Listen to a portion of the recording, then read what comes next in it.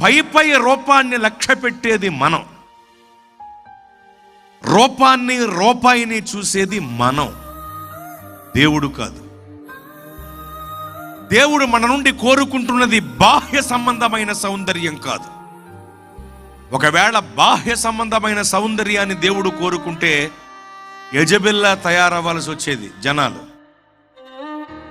ఇక కళ్ళక రంగు, పళ్ళక రంగు, వేళ్ళక రంగు, గోళ్ళక రంగు అన్నట్టు తయారవ్వాల్సి వచ్చేది. దేవుడు మన నుండి కోరుకుంటున్నది బాహ్య సంబంధమైన సౌందర్యం కాదు, అంతరంగిక సౌందర్యాన్ని దేవుడు మన నుండి కోరుకుంటున్నారు. అనగా ఆత్మ సంబంధమైన సౌందర్యాన్ని దేవుడు మన నుండి కోరుకుంటున్నారు. అంటే ఒక్క మాటలో చెప్పాలంటే ఆత్మీయ సౌందర్యాన్ని దేవుడు మన నుండి కోరుకుంటున్నారు. దేవుడు కోరుకుంటున్న సౌందర్యం బాహ్య సంబంధమైనది కాదండి.